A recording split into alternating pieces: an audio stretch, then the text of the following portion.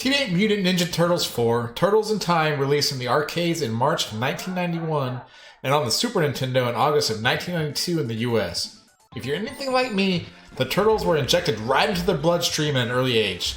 These rad dudes were a part of my life from as early on as I can remember, and likely my first addiction of any kind. I love the show, the toys, the games, the movies. These guys were literally everywhere. And also, if you were like me, you had a little brother that stole the frickin' pizzas every time they came on screen in this game. Whether he needed it or not. Frickin' jerk.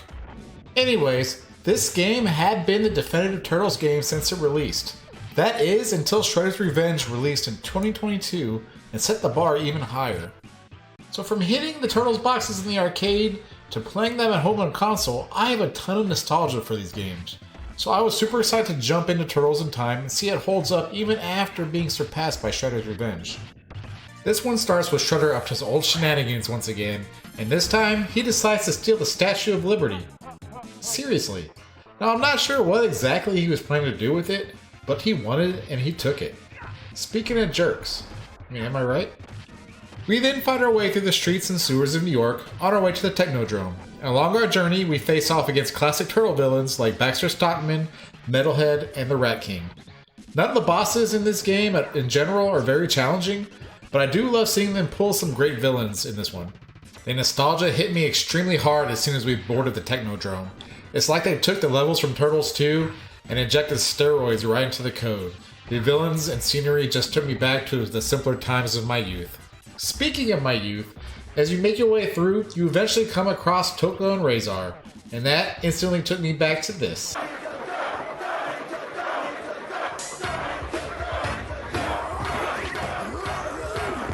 You're welcome. I hope that's stuck in your head now. After getting past them and fighting through some more foot soldier goons and robots, we get to what I think might be one of, if not the best Shredder fights in TMNT game history. The Shredder hops behind his turret, and the only way to damage him is to throw the foot soldiers right back at him. It makes for a nice aesthetic, and it's a unique fight in the beat-em-up genre. I honestly think they should have saved this fight for the end of the game. In most Turtle games, beating Shredder signifies the end of the game, but not so fast, my friends.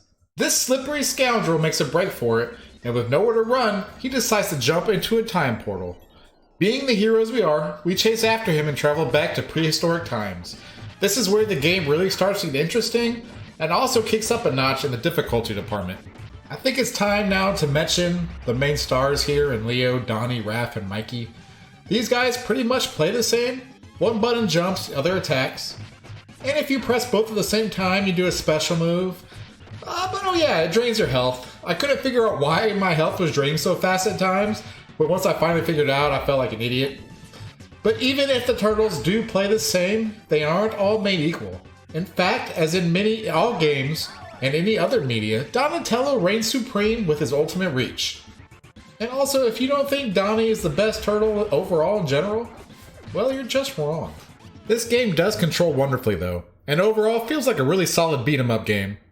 Now back to the story. After beating Slash, we jump through time again to what I assume is a pirate ship era, and face off against Bebop and Rocksteady. I have always loved these guys. In fact, I love this fight too. I focused on Rocksteady first, and after beating him, he helped me take down Bebop in his confusion. It was really fitting for those characters, and I love the touch the developers put in with that. Next, we have one final stop before getting into the future, and find ourselves making our way through the Wild West on board a speeding train. This level was pretty straightforward, and ended with a mediocre battle against Leatherhead. Finally, we're through the fodder and off to the future to face off against Kang and Shredder. But before we do so, a bonus level. Now, I feel like this level was well done. I like the graphics and the city in the background, the music is great. And it might be my age talking here, but man, did this give me a little bit of motion sickness while playing through it.